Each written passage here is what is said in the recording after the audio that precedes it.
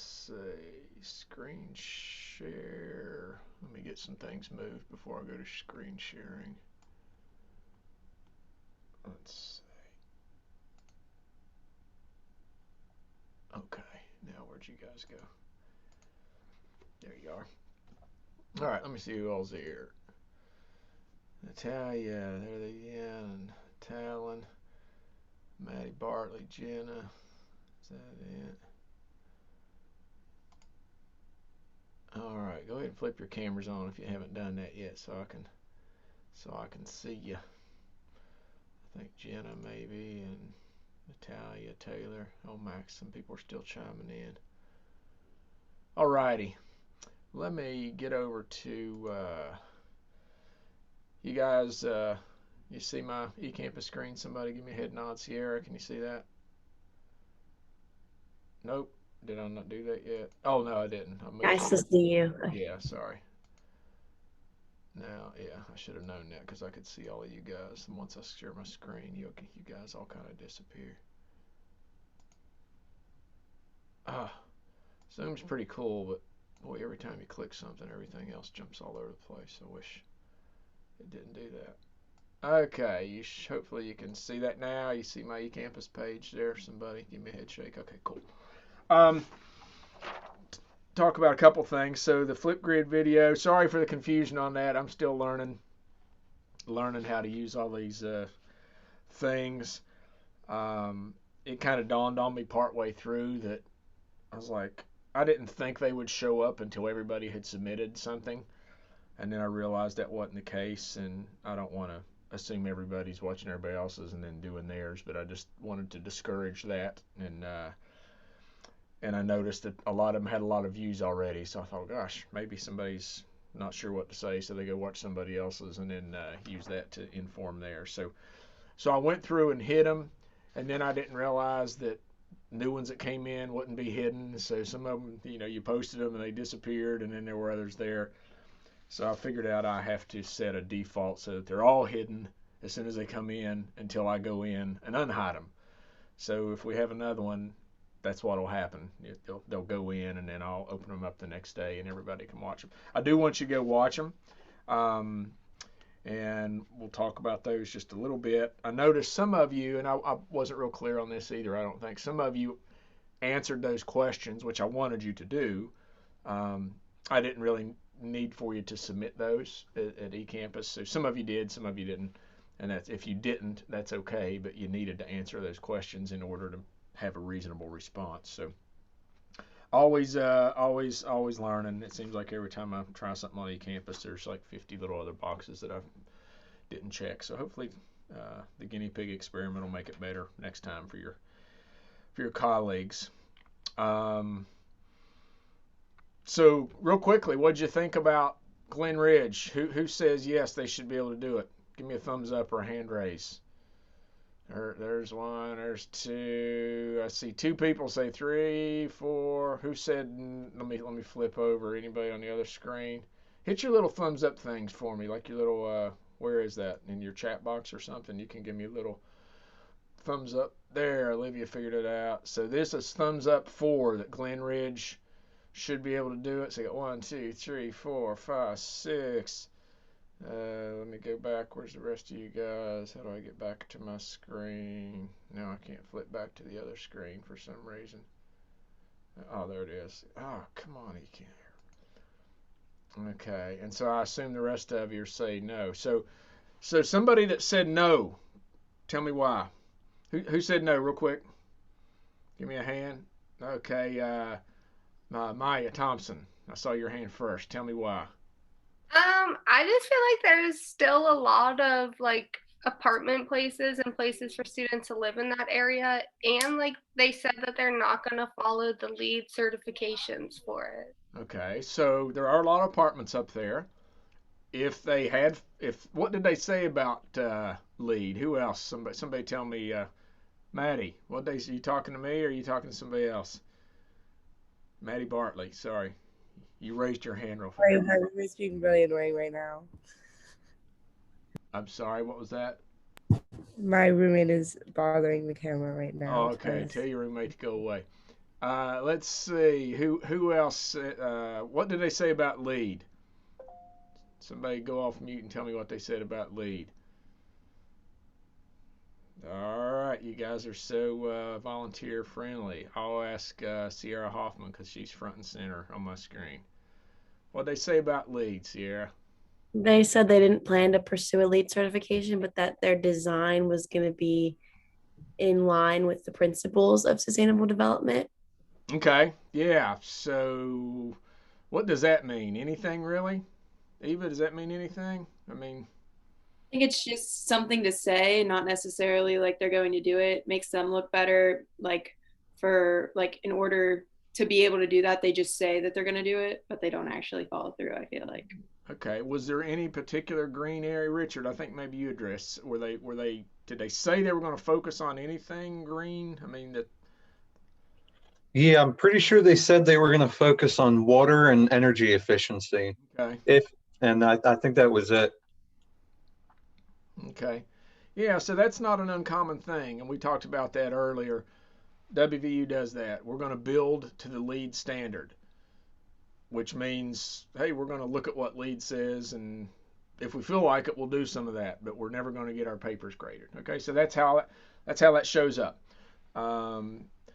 There's no requirement for the Glen Ridge developers to build to a LEED standard. You know, the city's not saying any new buildings in the city have to be certified.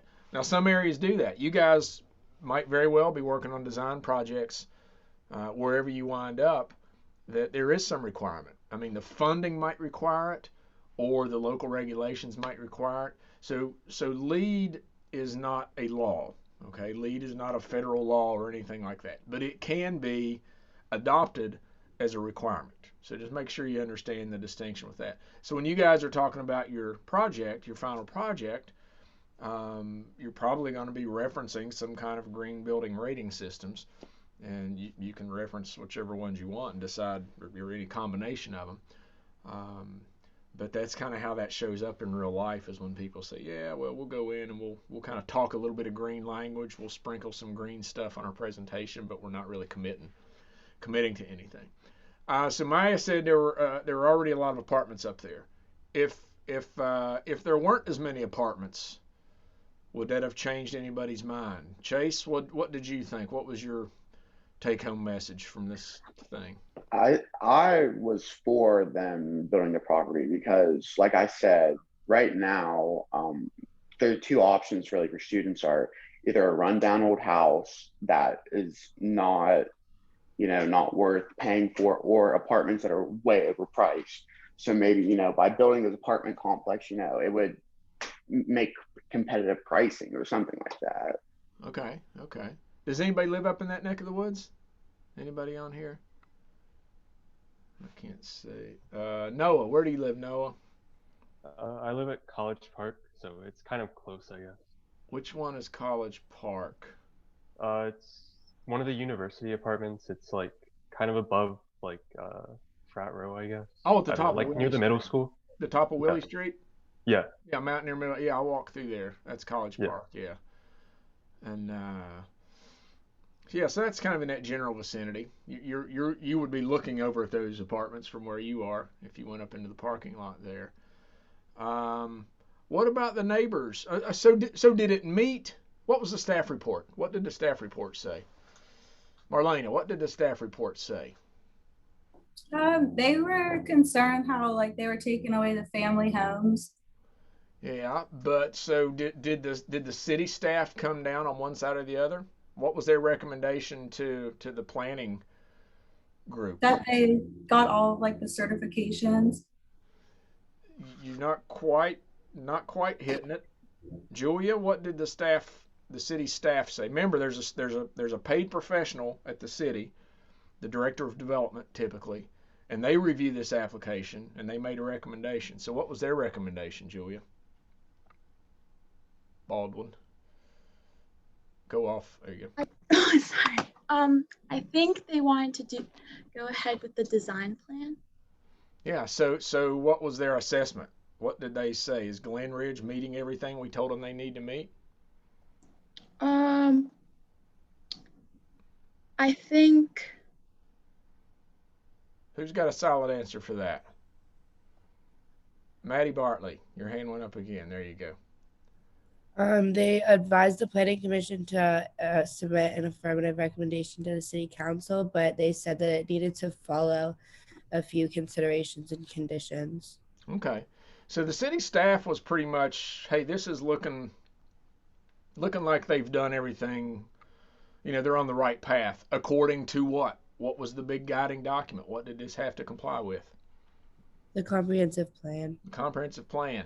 The comprehensive plan, and what did the developer do?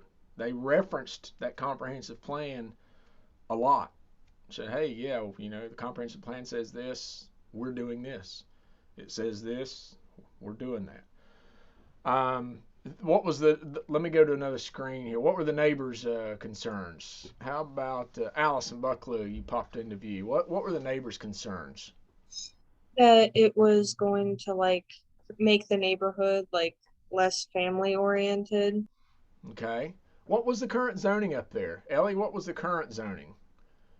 Was it zoned for apartments or was it zoned for something else? I think it was 30%. I knew it was 30% and 60%. I forget which one it is, but That's okay. But basically, what was the first letter in the zoning? oh, R1A. R1, yeah. So it was zoned for single family housing. All right. And that's who was up there. And so this developer wanted to change that so they could do apartments. Were they just wanting to do a couple? I mean, how many more people were going to be living up there? A handful, or Maddie, give me a ballpark idea of how many. Wasn't it like 150? Yeah, like 156 or something like that. I can't remember right off the bat, but 156 beds or something like that.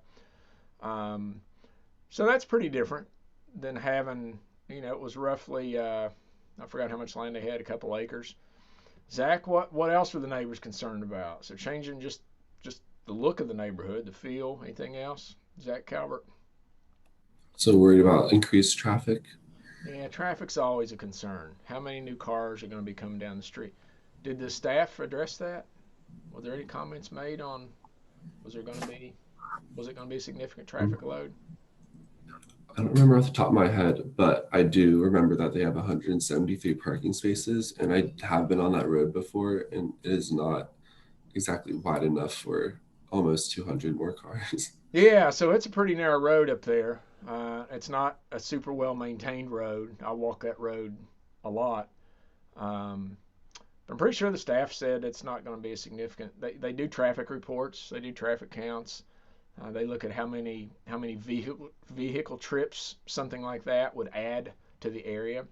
That's one of the things they kind of try to figure out. So it's also on a really weird intersection between like 3 different roads. Oh yeah, the intersection with Stewart Street, Hoffman, Van Gilder, Protzman. Yeah, it's like a 5-way weird intersection. I cross that when I walk, and it's always dicey because people coming up the hill have the right of way, and they fly up the hill, and then everybody else doesn't pay attention to the stop signs that they have. So I never assume the pedestrian's going to have the right of way when I'm walking. It's not a very big intersection, but it's you got cars coming from a lot of different directions, so it's kind of a challenge. So anyway. Last thing on green space. What does the planned unit development say? Let me go to Megan Burns. What's the planned unit development say, Megan, about how much of the area of your development do you have to set aside for green space? Do you see that in there? Hold on, let me pull up my document. It requires at least 10% of open space. Yep. But then they plan on having at least 28% of yeah, open so they were planning on more open space. So maybe that was a good thing. That area has just become like apartment central up there. It's kind of like West Run. A lot of the apartments up there are not in the city limits, so the city limit line really kind of carves right around where those apartments were being proposed. And if you go on out that road, it's like the Wild West. I mean, if you got a piece of land, there's apartment buildings all over it. And there weren't any zoning regulations. Even though it's kind of surrounded by the city of Morgantown, it's not in the city of Morgantown. So it's a developers figured that out, and they're like, hey, wow, we can go in here, and if we can fit it on there, we can do it. We don't really have to get anybody's permission. So the neighbors are really sensitive to that as well. Another concern that comes up in those things is, Morgantown's got a lot of hillside development, obviously.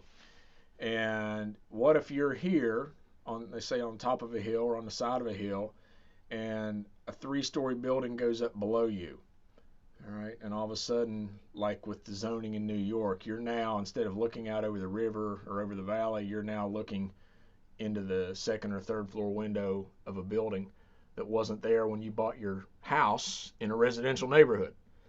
And now it gets rezoned and that pops in.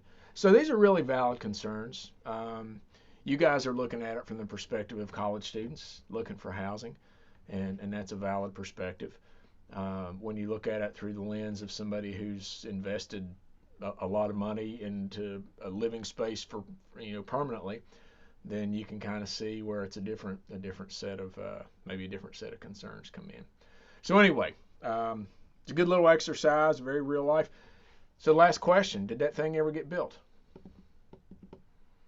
Anybody? Callie's saying no. Do you know the area, Callie, or did you?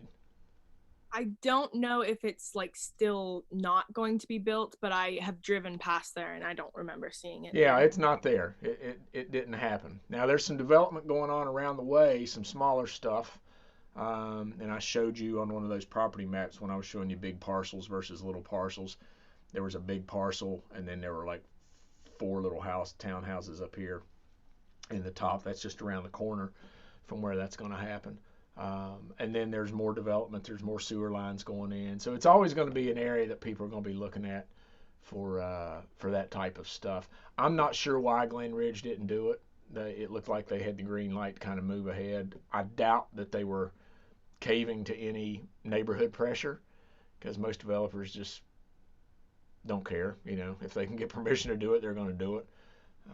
So I don't really know why they didn't do it. Financing may have played a role that they just couldn't get the money necessary to do it.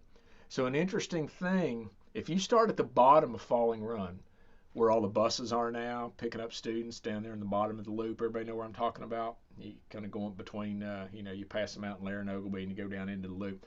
From that point all the way up to where we were just talking about, and even farther, there was one developer in town that had basically won the monopoly game in there. They had acquired every parcel up through there, with the exception of 1 or 2 here and there. They owned about 40 acres in that whole watershed. And they wanted to do a big planned unit development, like a 45 acre planned unit development.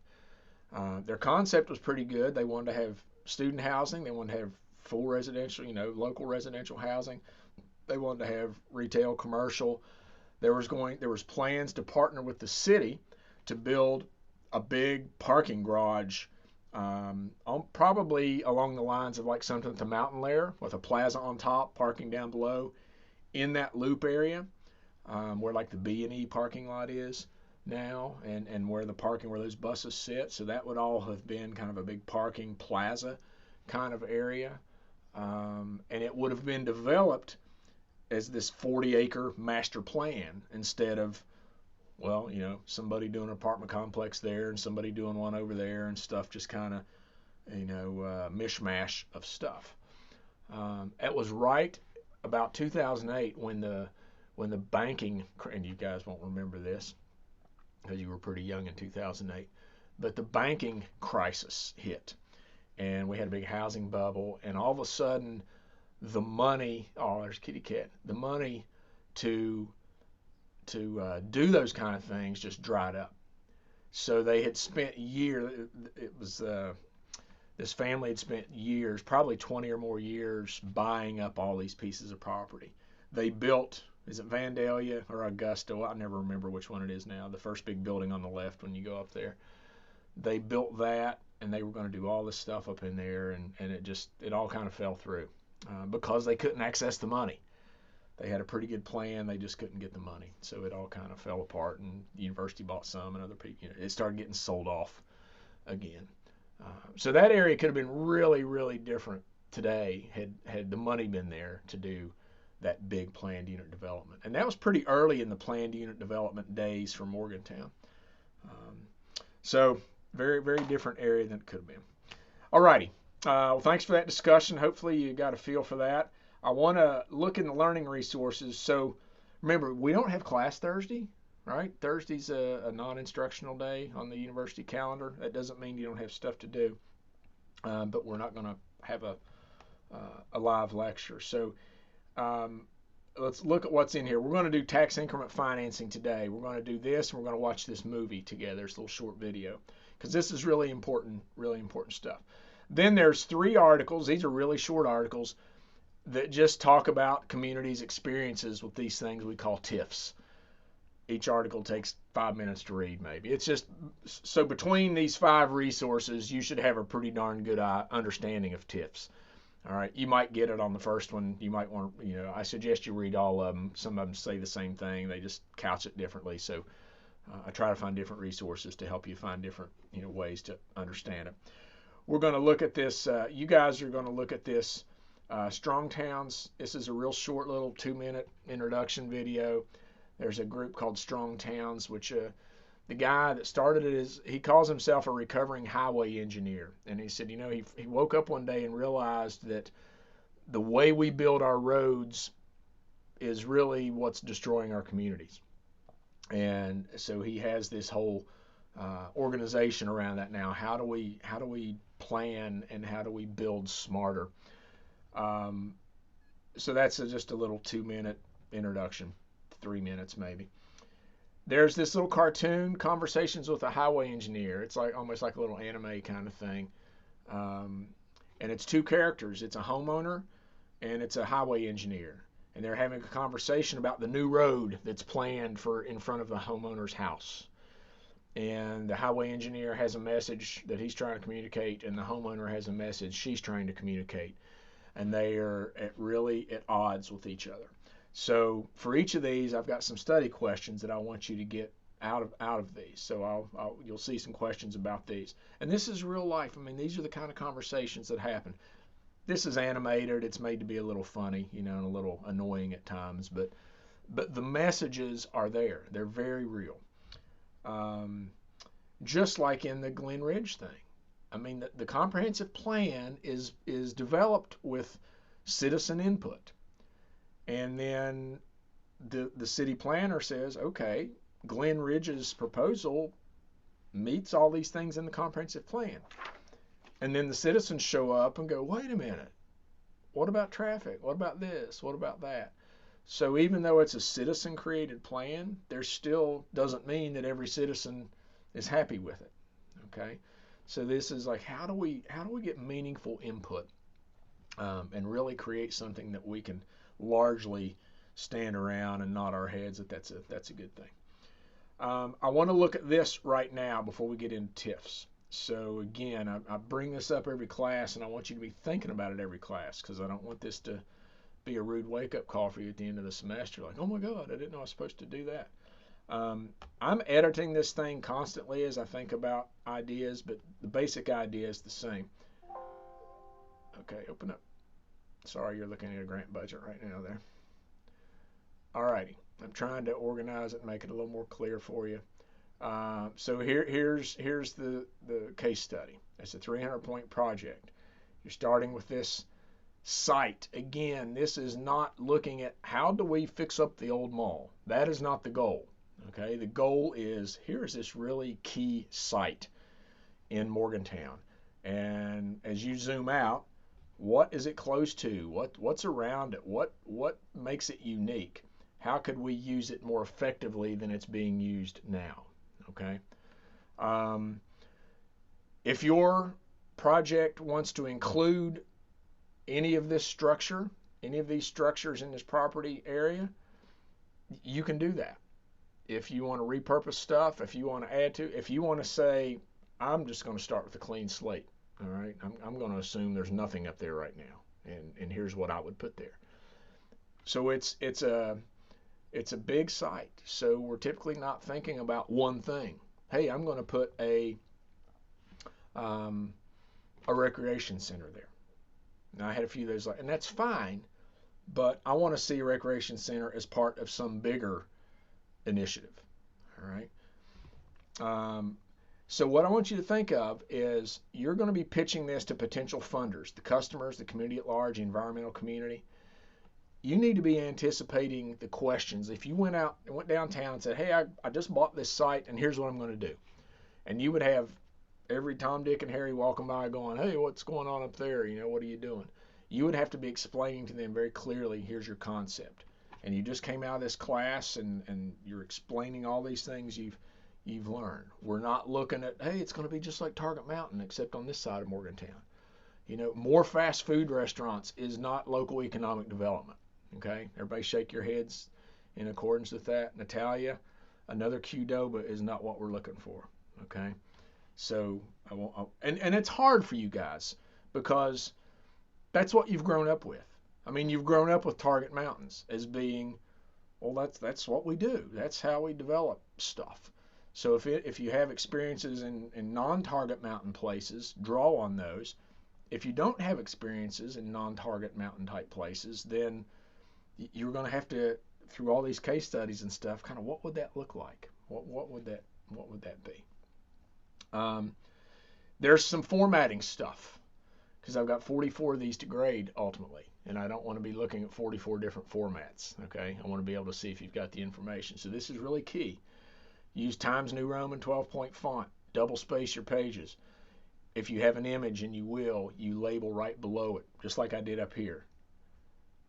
Here, image 1. You give the name and the title of what I'm looking at. Okay, real simple. There's 4 headings. You use those and you use them in the order that they appear here. If you need subheadings, you can do that. So here's heading 1, development philosophy. If you have 1A, 1B, 1C, whatever, however you want to organize it below that, that's fine. If you make me start trying to figure out if you've got the information in your paper and like where things are hidden, that's not going to bode well for you. Okay, this is a general rule for any assignment in any class. Never make the professor have to hunt around for your stuff. Never throw out some new organization unless you're in a studio class and it's free, free range. You can do whatever. I've given you an outline. I want you to follow that outline. It's nothing personal. If you don't and I'm upset, it's just like I don't have time to go trying to figure out where your answers are hidden. All right, that's just it's the same conversation I have with my 21-year-old college student right now. Make it easy for your professor to follow what the heck it is you're doing. So your development concept. We looked a little bit at a development concept in the Davis village homes. I had some slides about what there was. All those case studies you're looking at. I'm drawing a blank on the senior Lakeside Apartments. There's a development philosophy in there. What are we trying to do? What's the goal? We looked at the Hanover principles. We looked at the Sanborn principles. All those kind of things. Those are overarching. Glen Ridge, they had a development philosophy. Here's what we're going to try to do. Blah blah blah blah blah. Here's our goal. All right. So you have to address the compliance with existing land use planning documents. That's a simple way to say what can currently happen up there and how does what you want to do fit with land use. So what's it currently zoned as? Would you need to rezone it? You don't need to go through all the steps that a rezoning would take. You just need to say, you need to acknowledge, hey, it's not currently zoned for what I want to do. And here's how I would suggest it be rezoned. And then we would just assume that would happen. Okay. Past land uses. You always want to think of what was a site before I got to it. What was that up there? Has it always been a mall? Was it something else before a big parking lot? You got to think about all forms of transportation. And everything we've talked about so far has been talking about that. Stormwater management. Heat island effect. We haven't talked a lot about heat island, but basically heat island is any man-made structures absorb heat. And then they radiate heat out during the night. And they just become really hot little hot spots. They become heat islands within a community. So the more asphalt, the more black roofs, the more stuff that we put out there that will absorb sunlight all day, sun energy, that's not so good. So there's things you can, more green spaces, for example. I want you to have a mixed use, overarching mixed use philosophy, a variety of uses up here. I want you to think about environmental restoration, justice and equity, social justice. Who can use whatever it is you're going to develop up there? Your building design, your concepts and materials, and energy. So at a minimum, you need to address these pieces. Now, some of you are interior designers, and the building element aspect is going to come more natural to you. I don't want you to go so far down the building materials rabbit hole that you forget about everything else. So here's the interior designers might not think too much about stormwater management. The landscape architects might think a lot about stormwater management and pedestrian circulation and not too much about building materials on the inside of a building. And then everybody else might kind of fall somewhere else on that spectrum. So you're going to have to stretch yourselves and think about stuff that you don't normally think about. If you want to go heavy into whatever your area of expertise is, that's great. Just don't do it to the detriment of the other stuff. Okay? Don't get so far afield that you ignore points 1 through 9 here and you only focus on 10. Does that make sense? Get a head nod. Good. Get a yawn from Maddie. That's good. All right. That's all right. All right. So 2 to 3 pages. I want you to reference 5 projects or case studies that have inspired you, that have informed you. These can be ones we've done in class. These can be ones you've found on your own. Remember, you're not limited to just the stuff I bring up because there's so much stuff out there. So you might, hey, I'm inspired by my transportation approach is inspired by this case study, this development, and here's why. My open space is inspired by this. My energy needs are inspired by this one. Okay, you don't have to have a case study for every one because one case study might inspire you on multiple fronts. But you need to tell me what it is, reference it, tell me why you think it was cool. All right. I want you to cite 10 places in the comprehensive plan where your idea, just like Glen Ridge did, they had like land management point 1. You know, they were going through the comprehensive plan, land management, and that's easy to do. It's a big document, but it's easy to sort through it and go, okay, let me look at land, let me look at public space, let me look at transportation. Here's the points. So it kind of, comprehensive plan really, gives you some kind of framework around which to develop your idea. So just general questions, it's really good to go out there if you can. Walk around that site, walk around the neighborhoods that are close to it. What is there? If you physically can't do that, get on Google Maps, zoom in and out, and go, hey, what's that thing over there? See how far away it is. Wow, that's really pretty darn close. It's too bad the site and that thing aren't connected right now. How could I connect those things? You can propose all kinds of stuff, okay? I'm not going to be looking at how feasible your idea is in terms of, could this really happen? I'm going to be looking at, hey, this is a pretty big idea and the concepts are really cool. Could we make it happen? Yeah, I don't know. But I'm not going to worry about, can we really get from point A to point B with that thing? But if you propose it and you have a rationale for why you proposed it, then cool. Okay, that's what I'm looking for. So your site plan. A site plan, you can think of it as a map. It's what we looked at up here, okay? It's looking down on a site. And you're going to start with that site that we just looked at. I want you to zoom in closer. But this is the eye candy. This is where you're going to have just envision you're at a public meeting and this is laid out and people are walking up and they're looking at your plan and they're going, wow, what's that? Oh, that's cool. What's that? What's that? Ooh, where's that little pathway go? Why do you have that there? All right, it's the big eye candy piece that's going to get everybody's attention. And everything you have on there, you're going to have to explain what that is. I can't look at it and go, well, that's something. They've got something there, but I have no idea what that something is. So everything you put on there, then you're going to identify in your paper. Oh, that's my pedestrian circulation routes. These are pathways made of whatever, and here's why they're there. Now, some of you have computer skills that you can do this. You can probably go into Google Earth and pull that out, and you can manipulate it like crazy. And that's great. If you can do that, do the best job you can do. If you have to hand draw it, All right, if you want to start with a picture and then you're going to go, okay, here's the real picture, the real satellite picture. Now I've traced that. Here's the boundary, and now I'm going to hand draw all my stuff. If you're the artsy person and that's how you're going to do it, that's fine. Okay. I want all of you to utilize whatever skills you have. I don't want you stressing out over, oh my God, I don't know how to go drop buildings into Google Earth. You don't need to. What you need to do is be able to present something that I can look at and go, okay, there's your master path. There's the map of the amusement park. There's all the pathways. There's the rides. Everybody's been to one of those big giant things. I know what all those things are on there. And then I can go to another area and see what's cool about that. Okay, does that make sense? Very good. Zara, you good on that? Okay, so use whatever skills you have. You can use a combination of those things. If you propose a certain kind of building, you need to find examples. If you can draw it, great. Find examples of it. Hey, here's a building in Pittsburgh that has all the things I'm thinking about, and here's why I like that, and here's what all those things are on there. Okay, again, I'm looking for concepts and representative examples of your concepts. So I don't want you to get so caught up in, oh, I've got to draw all these details about this building. You don't need to draw a new building.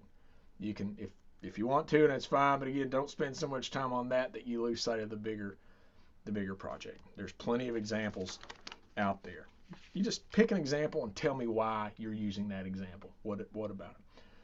So that kind of goes into your built elements, okay? So if you're going to have single homes, retail spaces, give me examples of those. You can, if there's something around Morgantown you think, hey, that's a cool green building, and I like the way they do their solar energy. Go out and take a picture of it. Say, yeah, this is what this building would look like, or here's that same approach. Then your triple bottom line analysis. So a page each for the people, planet, and profit. How does your site fire on all those things on the social on the front? How does it fire on all the planet environmental things? How does it fire on the profit, the kind of the local economic development piece? And that's it, okay? So here's some questions that just you ought to be thinking about. How big's the site? Compare that size like we did on day one in class. We were comparing Target Mountain with the downtown area, and just kind of get a feel for how big is that. I mean, look at it in relation to the other neighborhoods that are around. There's a lot of stuff around this site. I'll just give you a clue on that. What's the current zoning classification? Does the comprehensive plan already identify this site as something we should be looking at? What was the previous history of this site? Are there any recreational amenities within close proximity? Let's just say 2 miles. I showed you how you can go right on there and put a push pin in the middle of that site and go 2 miles out and kind of see what's there. You can do a radius and goes, wow, look at all this stuff included in a 2 mile radius. What are the transportation options for getting to, from, around the site? What commercial activities are within close proximity? What other amenities are within proximity? Are there connections that need to be made between the site and these amenities? What's the stormwater situation? What's the solar situation? If you're going to be thinking about that stuff, you need to kind of go, does this site make sense for alternative energy forms? What's that potential for connecting? What's the potential for flooding at that site? Just, again, things that like, well, I'm going to do this, and I'm going to give you a clue. It ain't very high, all right? I had somebody in the last class talk about their concerns for flooding. I'm like, dude, if this site floods, it's going to be the least of our concerns is what happened up there. So just pay it to, when you look at maps, pay attention to elevations of stuff, okay? How can this site address many things that the comprehensive plan says we should be addressing? Are there any environmental contaminants on there? In some of your history, you might want to figure out, man, is this a brownfield? Was there some big nasty factory up there at some point? Can you develop this into something that would make a great classroom case study on new, innovative, creative, and visionary development ideas? That's the goal. So I'm not worried about harebrained. Don't limit yourself. They're like, oh, we could never do this, but I would envision this thing. I know we could never do it. Forget that second part. Just like, hey, if I can envision this, and here's why it would really be cool from a green perspective, then propose it, okay? Just kind of have fun with this thing. All righty. This is just some background information. There's so much stuff out there. The United Nations has 17 desired outcomes for sustainable development goals.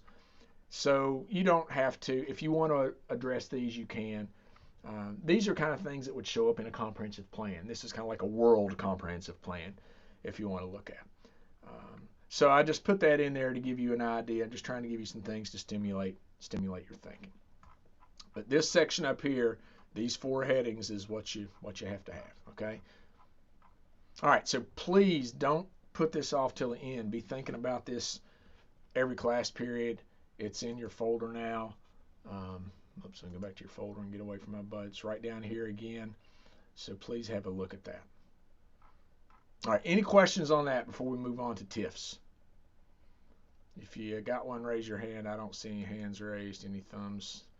Wait. Okay, cool.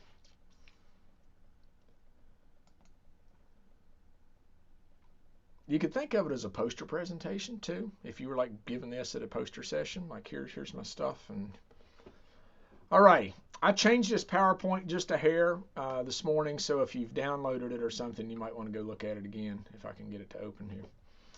I just tried to clarify a few things. This one does have a lot of notes at the bottom of each slide, typically, so you can go look in there. So there are these things called TIFs, tax increment financing.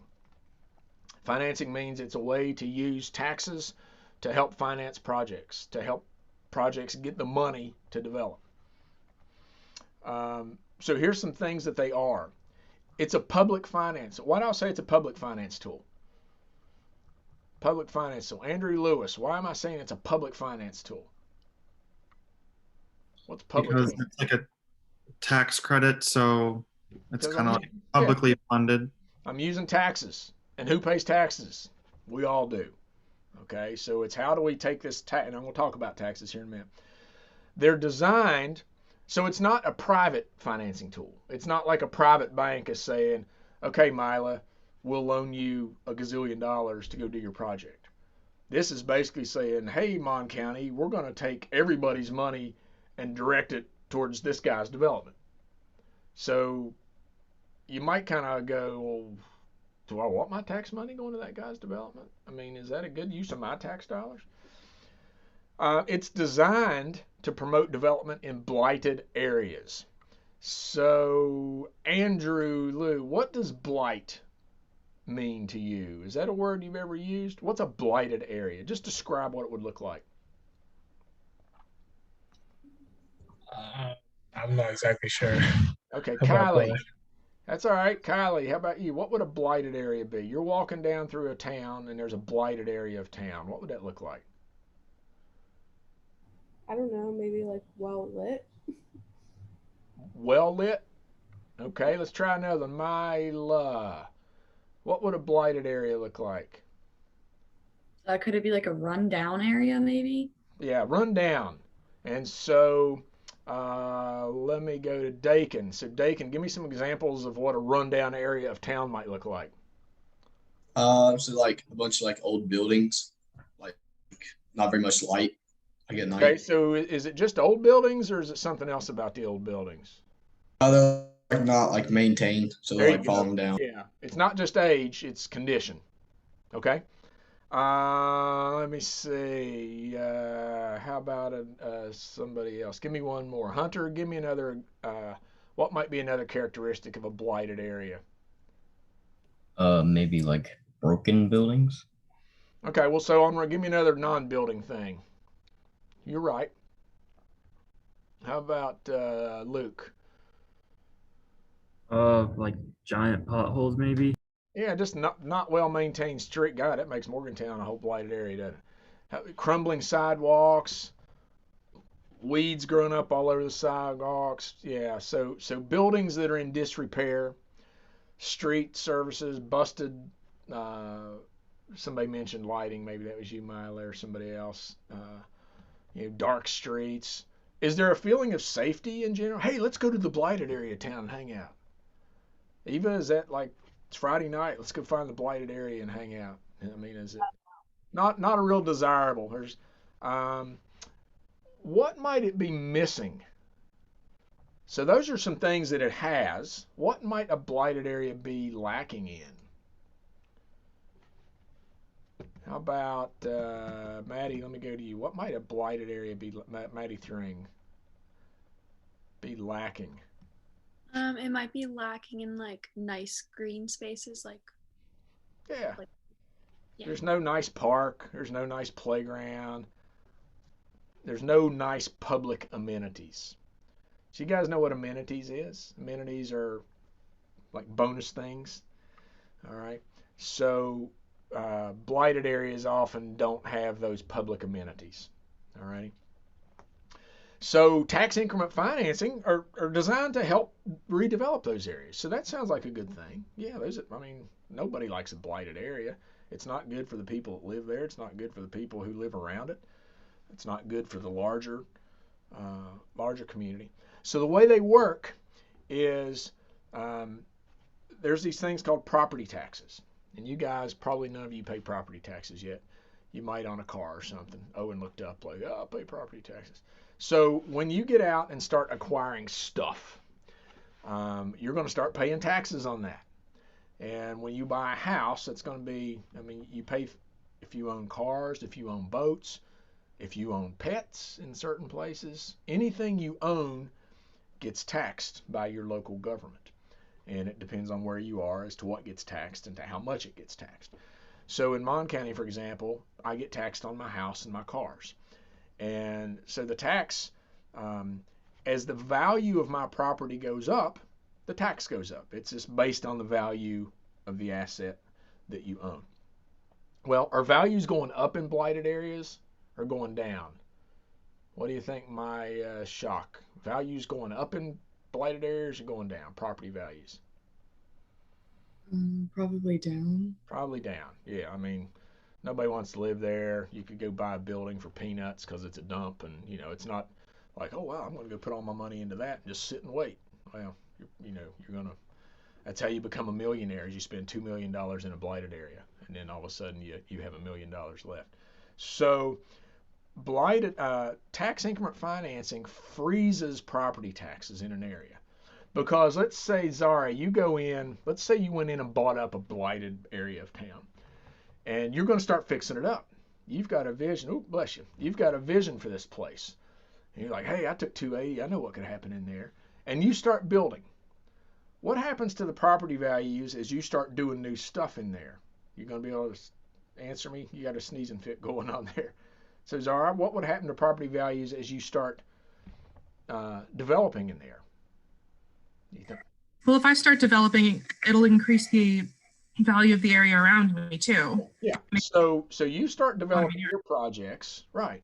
And then what happens to your property taxes? As your value of your projects start going up, your property taxes, do they go up or down? Probably up. They're going to go up too. They follow the value of the property. All right. So what a TIF says is, all right, Zara, we're going to let you go in there and start building. And as your property becomes more valuable, we're going to let you divert the property tax that you would pay, that next increment of property tax. We're going to let you put that into your project instead of into the big property tax fund that everybody else is paying into. And you're going to use that to develop, to help grow your project. So we're going to basically let the value of your project kind of help fund more value to your project.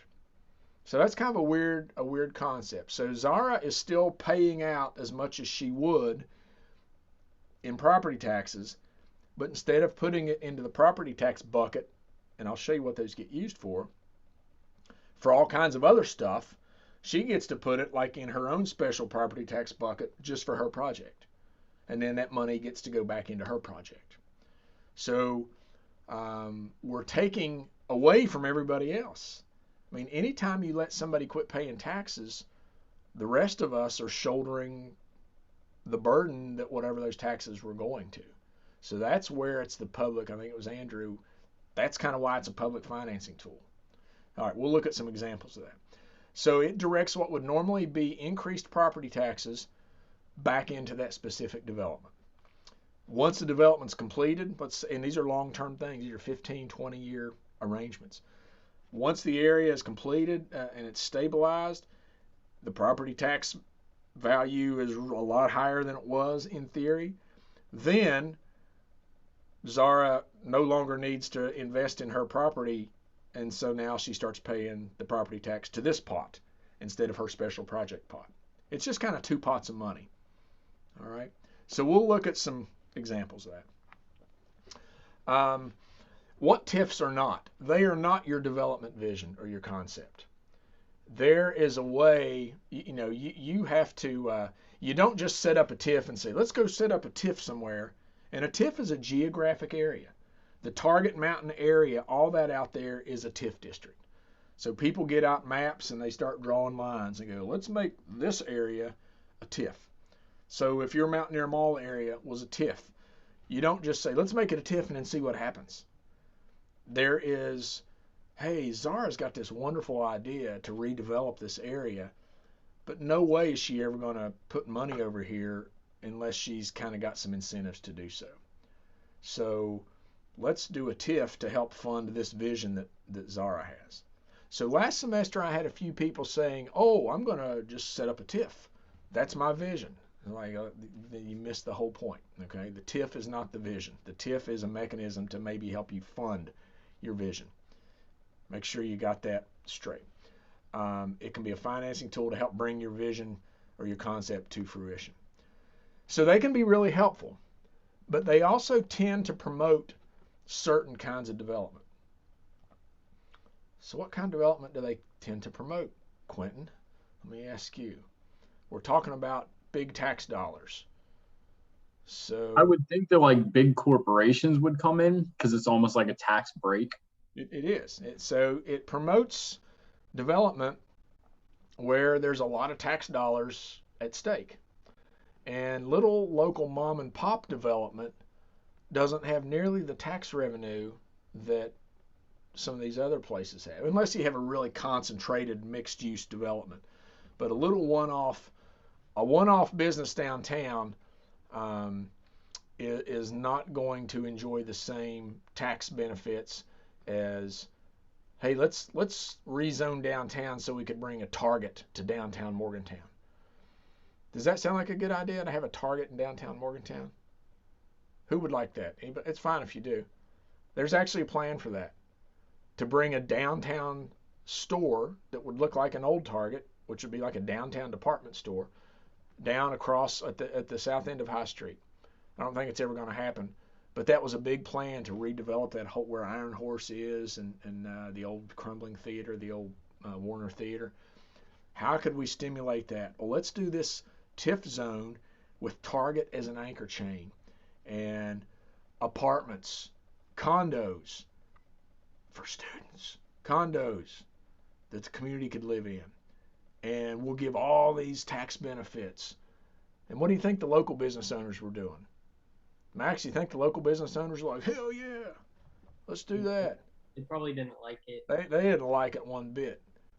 All right. And again, I don't think it's going to happen. I think it's off. I think it's dead in the water. But that was an idea, and it was a pretty fleshed out idea. So, it just doesn't favor generally the small mom and pop type business. It favors big corporate type business. Okay, so let's talk about taxes for a minute. Lots of taxes. There's income tax. There's property tax.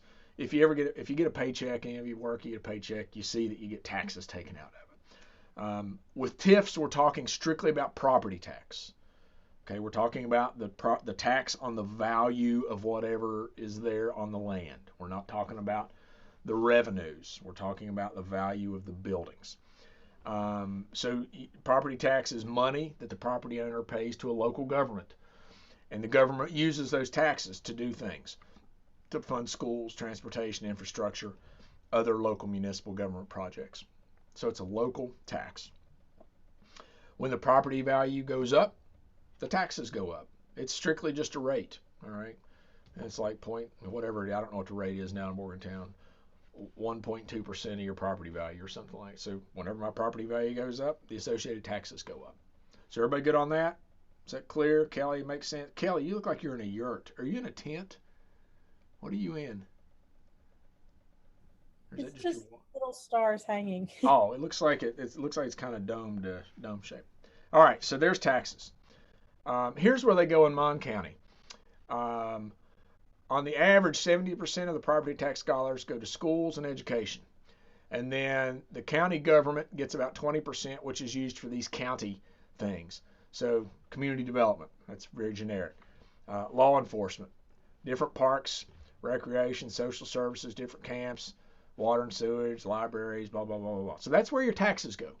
So let's think if we allow Nicholas to all of a sudden quit contributing to the public tax fund. Okay, we're saying, Nick, we're gonna let you put your tax revenue in your own project bucket. Do all these services go away? I mean, do they all of a sudden not need Nick's tax dollars anymore? Olivia, what do you think about that? Does the need go away just because we told Nick he doesn't have to pay into it anymore? No, I don't think so. It doesn't. I mean, kids still got to go to school. We still got to fix roads. We still got to fix sewer systems and all that. So we're subsidizing Nicholas's portion. We're prioritizing, and we're saying, well, we're going to let Nicholas out of this because what he's developing over here, we assume, has great value. So we're kind of letting Nicholas off the hook here and saying, okay, Nicholas, go forth and do your big project because we know in 15 or 20 years it's going to have brought tremendous value to our community. And then sooner or later that value is going to spill out and help with all this other stuff. Does that make sense, Owen? We're kind of prioritizing areas of development. We're taking away from one and saying it's over here. That's really key understanding with TIFs. It puts a city, an area to start saying, well, this area is more important. How many TIFs do we have in Morgantown? Do you think we have a bunch? Do you think is Target Mountain it? I mean, Target Mountain's not even in Morgantown, remember, right? It's in Mon County. Do we have any other TIF districts? What do you think? Do we have one? Somebody tell Richard, do you think we got more than one? Honestly, I have no idea. I'm trying to rack my brain right now, but I can't think of anything. Well, could you see the problem if we had more than one? It's like, okay, we're going to let Target Mountain developers out of their Mon County property taxes for 15 or 20 years. That's probably a lot of property taxes because they've added a lot of financial value to the area. I don't know how much other value they've added, but there's a lot of stuff up there. Has the need for schools gone away? Has that spurred the development of any new challenges? So oftentimes a TIF goes in and then everybody's like, now I want to go live over there now. Oh, we need a new school over there now. Well, guess what? That new development's not paying for the new school that was necessitated by the development. I mean, do you kind of see how you wind up chasing your tail? You can set things in motion that all of a sudden you don't have mechanisms to pay for like you used to because you're letting people off the hook to keep developing this other stuff. So Morgantown, in the area, there's Target Mountain. Sunnyside is a TIF district. There's a downtown TIF district down like where Arnold Hall they're going to be taken down sooner or later across Dairy Mart and all that. That's a TIF district. I think the Riverfront is a TIF district. And there's a TIF district set up on the mile ground. I mean, it's like, okay, how many developments are we gonna let out of property taxes for this 15 or 20 years? It gets to be a real challenge. So while they can be good, they can also have their challenges to them. So that subsidy, we're subsidizing it. That means that somebody else is paying for it. Anytime you get a tax break, we all get tax breaks. You all get tax breaks sooner or later when you start having incomes and owning stuff. That just means, hey, you get a tax break, but the need for whatever the taxes was going for is still there. That doesn't mean the need went away. TIFs, just by their nature then, prioritize the long-term development of certain areas at the expense of other areas. So Mon County has said Target Mountain and all that out there is a priority development area. We're going to put a lot of emphasis and energy and money out there, which means somewhere else is not going to do as well. All right. Does that make sense? Natalia, does that make sense? We start kind of pitting sides of town against each other. The existing services don't go away while that TIF's under construction, and they might increase. There might be, wow, all of a sudden there's 600 new houses out there, and the road that they built is not addressing all of them. Now there's a new school, and those taxes aren't going to the new school, and so those kind of things. There's not enough fire services, there's not enough police services. All right. So that's, and then in 20 years, that development starts paying back into the regular tax fund. We've already covered blighted, just abandoned buildings, substandard, lack of certain things. We didn't talk about affordable housing, lack of that. We talked about lack of green spaces, that kind of stuff. So there's another thing for TIFs, that the area would not be developed but for. All right, there's this thing called the but for rule, which just means except. If it were not for TIFs, Target Mountain area would have just stayed like it was forever. What was it before it was Target Mountain? Anybody remember? Jenna, what was Target Mountain before it was Target Mountain? I think we talked about it on the first day of class. I'm not really sure. I don't remember. It used to be, Haley, you remember? Scott? It was woods. Then it was coal mines. It was what's called mine-scarred land. It had been mined and chewed up and cut and timbered. It was just kind of like a wasteland.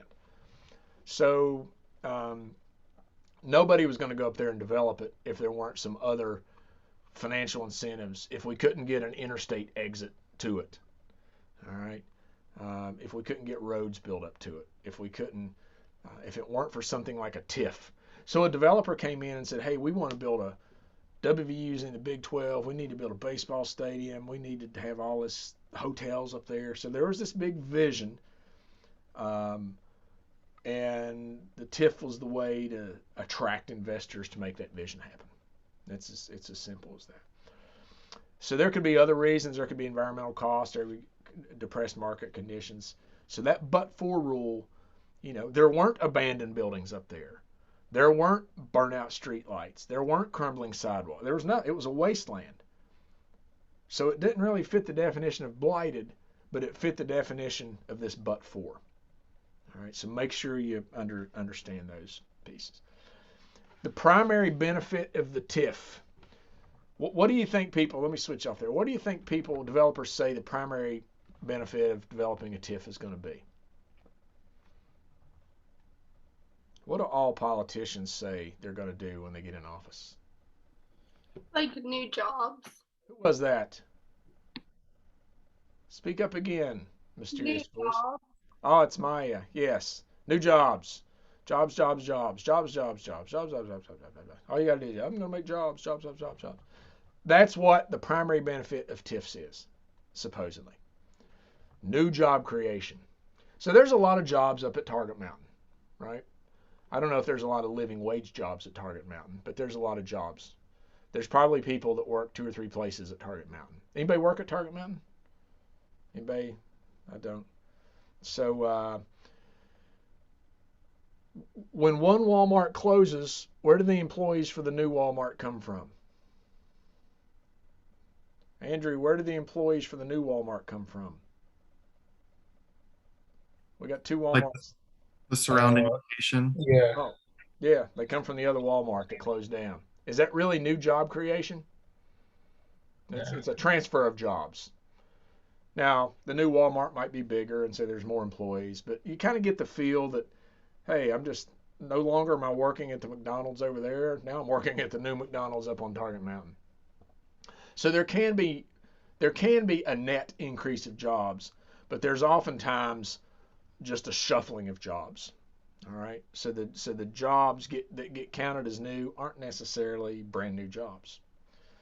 All right. So that's typically listed as the primary benefit. The other benefit of it, there has to be a public benefit to TIF. And public benefit is jobs.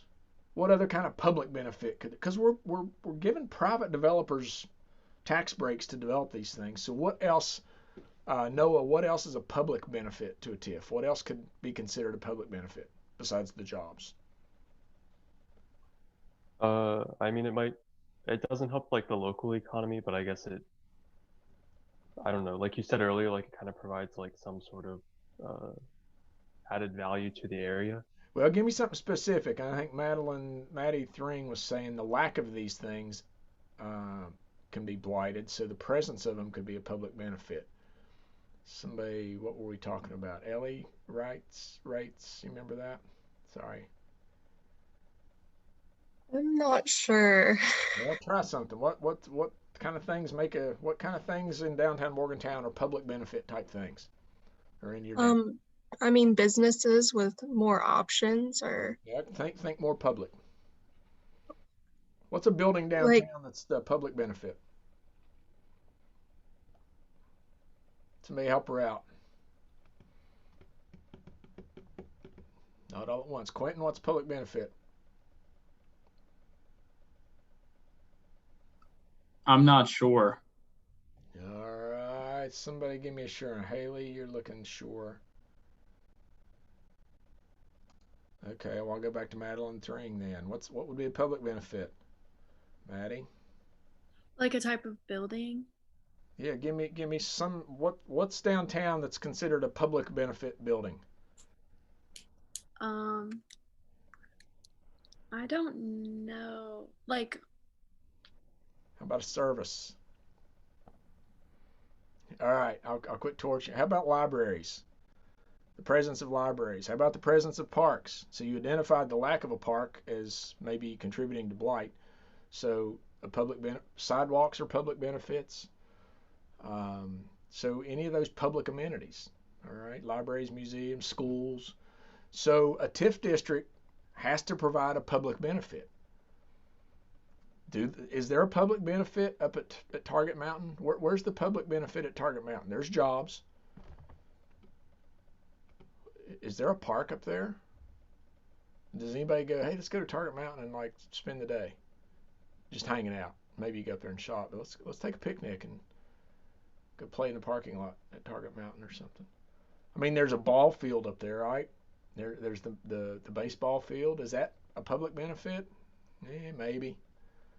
But it's not free, is it? It's not something that just anybody can kind of go use. So I don't really know what the public benefit of Target Mountain is.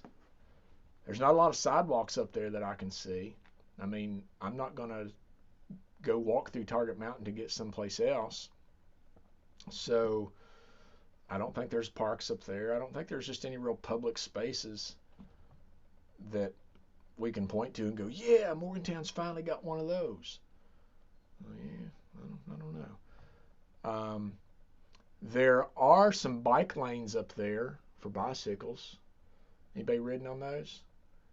There's a roundabout to the new exit on the interstate, and if you look at it, there's bike lanes there. Where the hell are the bikes coming from? Where are they going to? I don't know. Let's go ride down the interstate on our bicycles and then all of a sudden go through the roundabout just because it's, it's on my way to nowhere. I don't know. The bike lanes are there because they anticipate, and this is forward thinking, they anticipate residential development on the other side of the interstate. So sooner or later, okay, having a bike, and when you build a road, it's easier to build the bike lane when you build the road instead of go back in and try to add it later. But I really want you to think about, what is the public benefit of those kind of places aside from the job and the economic piece? Okay, so the downsides, oftentimes those jobs aren't really created. They're transferred around. Developers get these tax breaks and then the project doesn't proceed as planned. And it's like, wow, we just subsidized a big flop. Everybody on this call paid property taxes and we just gave the thumbs up to using our property taxes to subsidize something that didn't work out. It favors this, the big box store type of development.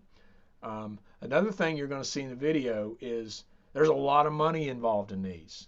I mean, these tax benefits are really big, and there's not a lot of oversight. Whenever you've got money, you guys just saw a little budget pop up on my screen. That's a small $25,000 budget for a grant. There's a lot of people looking at that and checking with me all the time. Hey, did you spend that money? Did you spend it the way you said you were going to spend it? Give us proof of that. We're talking about millions and millions and millions and millions of dollars in these things. And there's not really very many people looking at it going, hey, is that really getting spent and reinvested the way that it was supposed to? So you're going to see in the video, they talk about these shadow budgets. A shadow budget is a big pot of money that not too many people are really keeping account of very closely. So big money, little financial oversight, local municipalities given a lot of power over that big money. And municipalities kind of getting pitted against each other. Because Mon County has Granville, Star City, Morgantown, and, you know, the TIF is a county level thing. So it's like, wow, you know, Granville gets to do all these tax breaks that Morgantown doesn't, or that Star City doesn't. And is that an uneven playing field? So those are some of the downsides of TIFs. All right. You guys can watch this video. I don't think we need to sit here and watch a video together. But here's what I want you to look at. And on the video, there's some things. What it is, how it's set up, how the funding works, the positives, the negatives. And let's just look at the video. Let's make sure the link still works. I always want to check these. Pretty sure it does. Let's see. Go to there. And there it is. So it's like a 7-minute video. Okay. And what I encourage you to do is... My name is Emily Hanneman. My question is for stop in City here. Is how do TIPs work? Right. Where does the money They'll come have from? an explanation. And who decides where it goes? All right. What is it? We've gone over this. So you know most of this already, so we talked about it. Tax increment financing. So as you go through here, they're going to use Chicago as a case study, and they call Chicago the poster child for TIFs. So there are more TIF districts in Chicago than you can shake a stick at. And they're going to make the case that, has anybody ever been to Chicago? Like Michigan Avenue in Chicago, it's like one of the wealthiest streets in the country. You know, it's just big giant retail stores everywhere. Oh, it's a TIF district. Is it blighted? It's not very blighted. It's pretty darn fancy and highfalutin. Is it providing a public benefit? What about some crumbling neighborhood on the south side of Chicago that's kind of going, why are the rich district getting all the money? What's up with that? And you're going to hear a lot about that in this particular video. Okay, so it's 7 minutes that goes through the Sharpies and then talks to real people. Please watch that. You will see questions on this. There's a lot of questions on TIFs on this upcoming exam because it's a really key thing for you to understand. Then each of these little articles, let's just glance at these real quickly. They're just little newspaper articles or little online articles. They talk about, there's my budget again. They talk about little diagrams, and let me show you this diagram. So here's you see that diagram right now? Y'all see that? Here's tax value on the y-axis, and here's time on the x-axis. So you're in an area where tax values are just going down and going down. Property, it's a blighted area. It's a crumbling area. All right, a TIF district gets set up on this date. So we're going to freeze the property taxes because the assumption is property taxes are going to start going up once we go in there. Zara was going to go in and redevelop this area. So property taxes are going to start going up. Well, Zara, this is all you're going to pay into the main property tax pot. Okay, we're going to freeze that at that level. And then this increment in value that is now being generated because you're adding value to the area, you get to take this money and put it in your own private pot to redevelop, to reinvest back in your development. Then at some point out here in the future, you're going to start paying higher property taxes back to the main pot that everybody else is paying in. The video does a really good job of showing that. It's just diverting. Eva now gets to put money in this pot instead of that pot. And this pot is for her development. All right. And then this pot is for everybody else's, all the other tax uses. And then sooner or later, she'll be putting money back in everybody else's tax pot. These are usually 15 to 20 year things. It depends on the state, but they're long term. They're not short term things. So this is talking about the city of Belgrade exploring ways to boost economic activity to build infrastructure. So we always think of infrastructure as a worthwhile project. Roads, sidewalks, crosswalks, those are always viewed as good things. All right, so those are value added things to a community. So this is a short little article. Let me see, it's big print. There you go. You can digest that on your own. That's the Bozeman. Sorry, I keep coming back to that. Here's another one. How TIFs are presented, how they work and fail. This is pretty short. This says how communities can do better. All right. Once you watch the TIFs with Sharpie things, you'll be able to see this even references a third of the city's property taxes in Chicago, $660 million, go into these special TIF pots. So another way to think of that, Olivia, is saying if Chicago has this much money to pay for streets and schools and police departments and fire departments and libraries and blah, blah, blah, blah, blah, blah, blah, we're going to take a third of that and move it somewhere else. And now we've got this much money to pay for all those things that it took 600, that it took 3 times that much money to pay for. Does that make sense? It's kind of like, wow, do we really want to do that? Are these TIF districts bringing that much added value that we can afford to cut a third out of our budget to devote to the special projects over here? All right.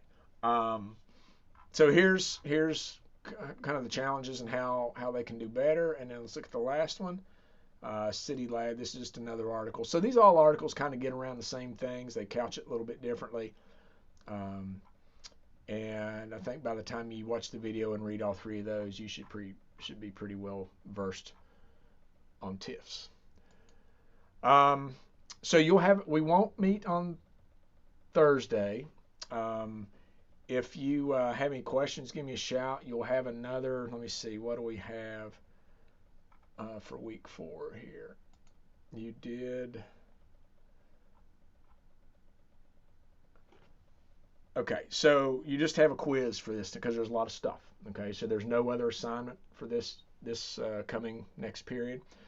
So you'll have your week 4 quiz, which will be everything in weeks 3 and 4. Okay, everybody good with that? All righty. Question? Yeah, when's the week 4 quiz due? It's the same. It'll be like that Monday night, just like that. Okay. I'll have it ready sometime on Thursday. Look for messages from me. 2 of you have responded. There's still somebody. Check your grade book. If you've got a 0 in there, I'm running out of time to give you the opportunity to submit anything. Alrighty, so check that. I'll be looking at all your videos and grading those as well, so I'll start posting those as soon as I can get to them.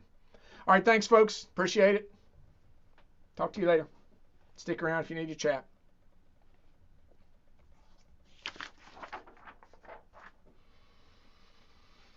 Sierra. Is there a way that you can, because I'm pretty sure my Flipgrid video went through, but I didn't refresh the browser when I did the video. Yeah, let me double check. Okay. Yeah, I was getting email, but I did mine kind of late last night, so I didn't think you'd be up to check the email anyway. Yeah. But well, you call me an old man. No, it was pretty late. It was like 11 o'clock when I submitted it. I went to bed about 11 o'clock. But yeah, I'm usually not up at 11 looking at my work emails. Yeah. Let's see.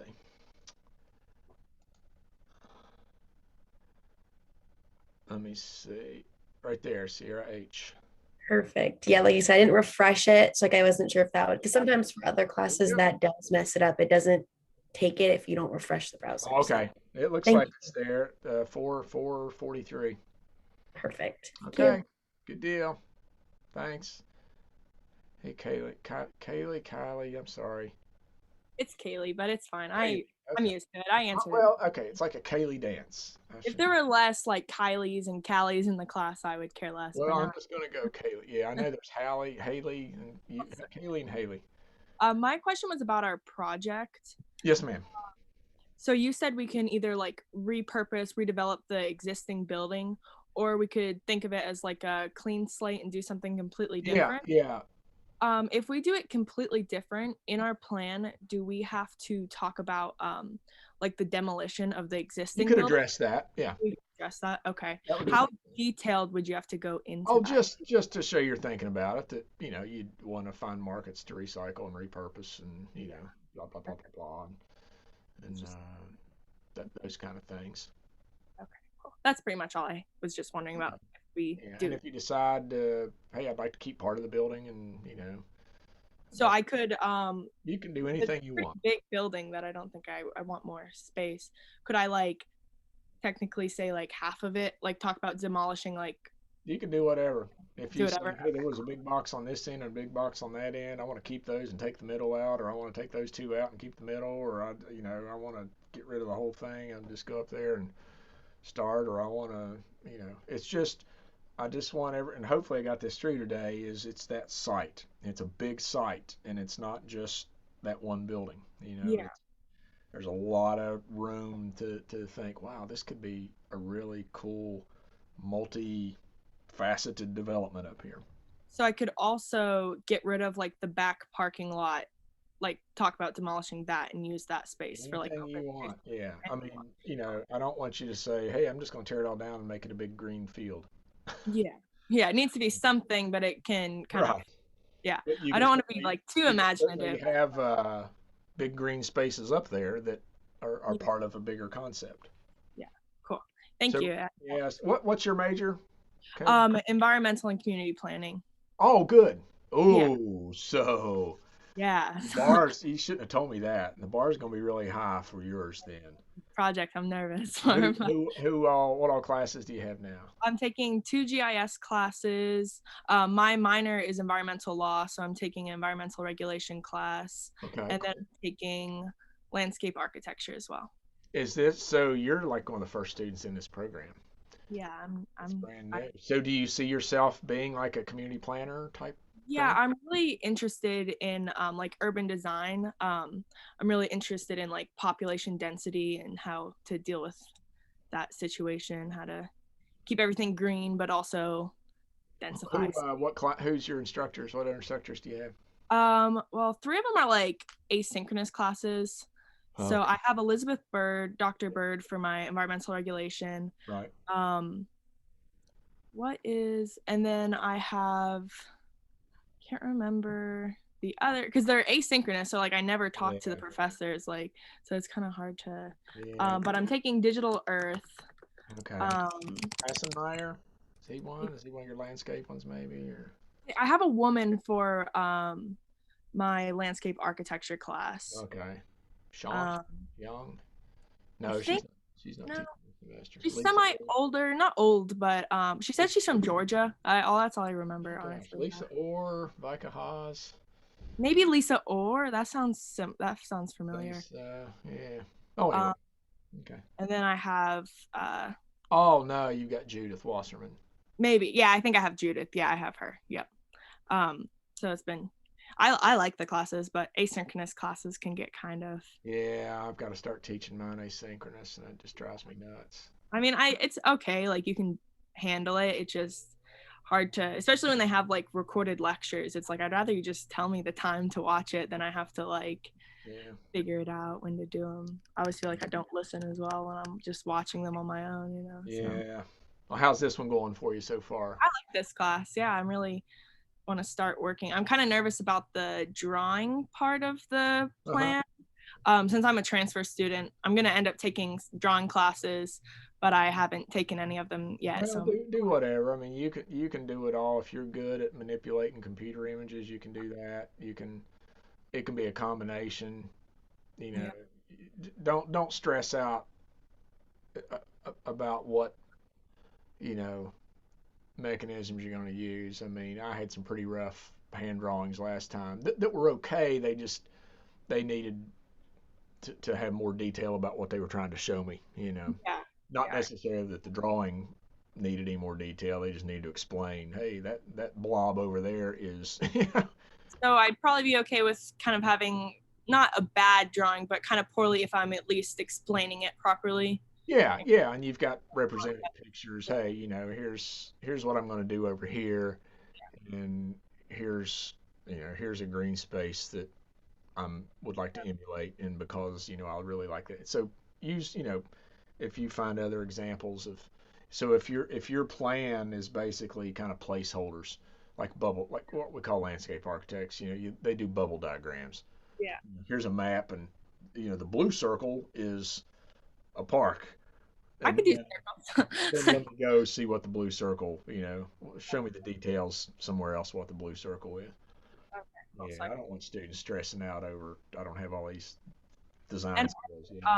we going to discuss kind of ideas, kind of examples that other students have done, or are we just kind of It's all on your own now. I mean, I'll make them all available to everybody at the end.